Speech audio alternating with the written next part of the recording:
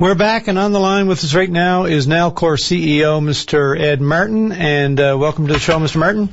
Good afternoon, Pete. A lot of people talking about this report now that is out, the Liberty Report for the PUB. Danny Dumaresque was on the program just a very short while ago talking on some of the points it makes. Essentially, it says that it vindicates what he's been saying, that Hydro has been remiss in terms of its repairs and stocking parts and all sorts of other logistical types of activities. And he points the finger squarely at Nalcor, saying that it was better served when it was its own beast rather than under the auspices of Nalcor. So, Pete, just a couple of points to open with. First, I'd just like to ensure the listeners and certainly the customers throughout the province that, that we've taken the findings we just received and we're going through them in depth, but in general, we're aligned with the Liberty findings. And those findings are actually aligned with the findings that we came out with in Hydro's own report several weeks ago. So we're pleased that there's alignment there, and that we know there's things that we're seeking to improve. And I want to let folks know that we're on it. We have a plan, and we're getting there. But they do say there's going to be blackouts for the next couple or few years. Are you agreeing with that as well? Well, first off, just let me back up again for a second. I want to make the point as well that over the past 5 to 6 years, Hydro has clearly recognized the age of the asset base. We have put in extensive asset management procedures and practices. That has yielded significant increased expenditure. We've actually doubled our capital expenditures in the last 5 years, and we're going to increase them by another factor again this year. All that being said, these things are taking a lot of resources. We understand that, we need more resources to go with this. Liberty is agreeing with that. We have a plan to recruit those resources and put them in place, and we're getting there. But I want people to understand that we have clearly recognized the age of the assets, clearly recognized what we have to do to get to the Muskrat Falls in service. And the findings that are being suggested here are aligned with our own. Probably, as I read it, they're encouraging us to do it even faster, and certainly that's something that we're very open to, and we just have to make sure we can get the resources in place to stay on top of it. Yeah, with all respect, sir, I mean, agreeing on the problems and recognizing the problems is, a little different than fixing the problems. And if we're going to be looking at a repeat of what happened this past winter, then that's what people are concerned about. Well, let's take a look at the things that we have already initiated to ensure folks know that we're moving quickly. Just last week, we did submit an application to the PUB to install an extra 100 megawatts of capacity. We had planned to do that in any event in 2015, and by virtue of looking at what we have happening last winter, we've expedited that.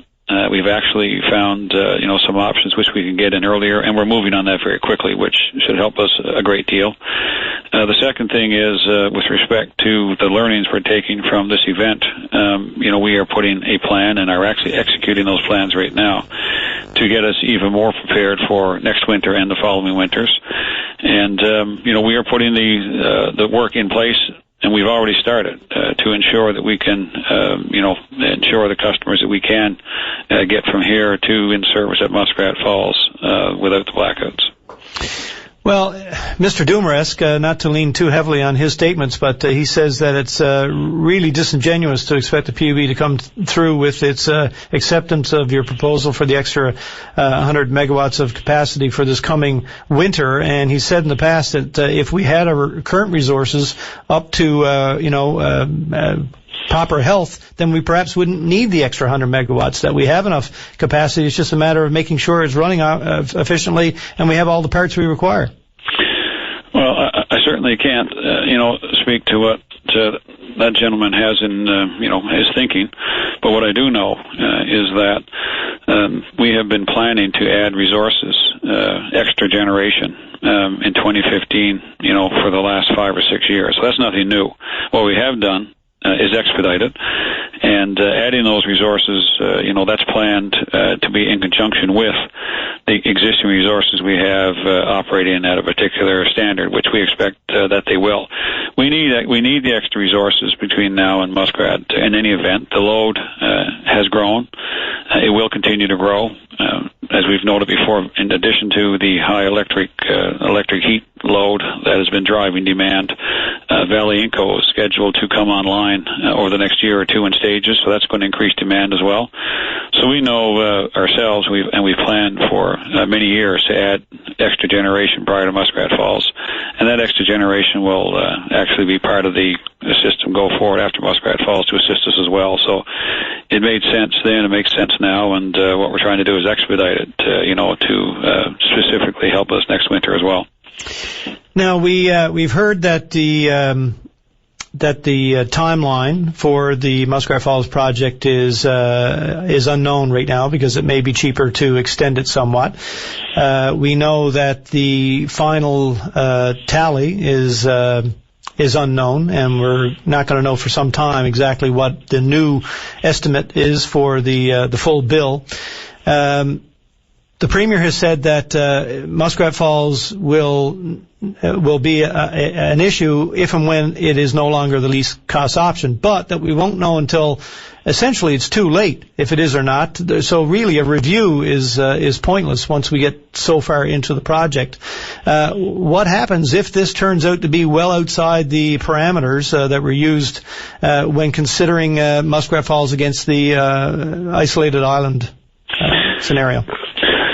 Well, that's a tremendous piece of speculation, Pete, to suggest that that's where it's heading. So, I don't think that's a fair representation. I think we're operating in an envelope that we're comfortable in. And, I'd just like to point to the fact that there was a substantial difference between the two options at the time, very substantial. 2.5, right? Yeah, that's a very substantial difference. Mm-hmm. In addition to that, any types of cost pressure that we may experience in one element or another, I always remind people that would impact either option.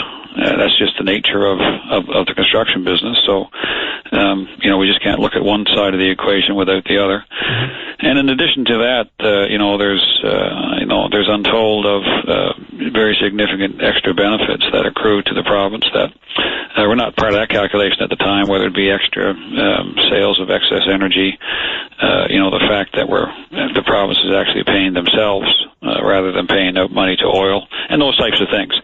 So, I think we are in a place that we're comfortable with at this point. I just need, as I've explained earlier, for several reasons, to make sure that the people of the province, that they're, the bottom line for them is protected for them. I just need a little more time to complete some of the final contracts with our people, and at that point I'll be coming out with a full update as soon as reasonably possible.